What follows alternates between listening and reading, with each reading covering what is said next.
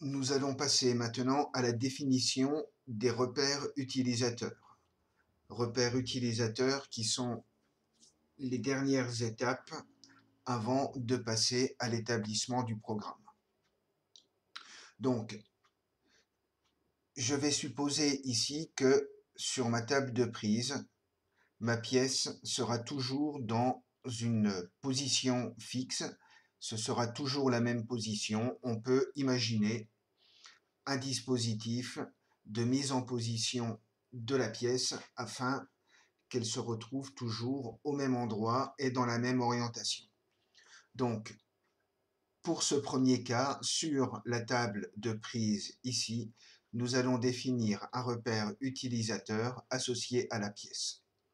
Donc, pour cela, je vais dérouler les menus du robot jusqu'à trouver les user frames et je vais faire un double clic sur le user frame numéro 1.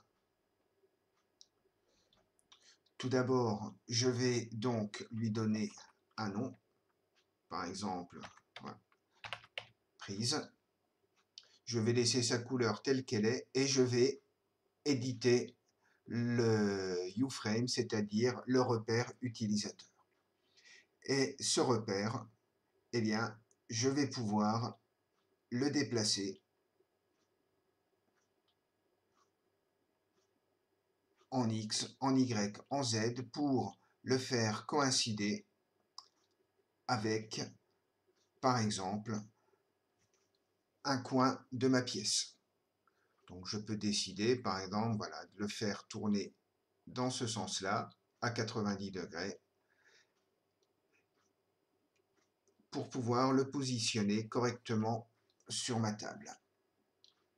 Donc pour cela, je peux utiliser ici les différentes vues qui sont à ma disposition. Donc là, j'ai une vue de dessus. Je vais pouvoir zoomer dessus. Ça va me permettre de placer mon repère correctement en X et en Y. Pour placer en Z, je peux utiliser une vue, une des autres vues pour pouvoir le positionner. Alors celle-ci ne semble pas forcément adaptée. Voilà. Donc on va pouvoir, sur notre table bleue, voilà, positionner notre repère ici suivant l'axe Z. On peut vérifier. Voilà. Donc une fois que cela est fait, nous pouvons appliquer les modifications et notre repère sera en place. Voilà. Je valide.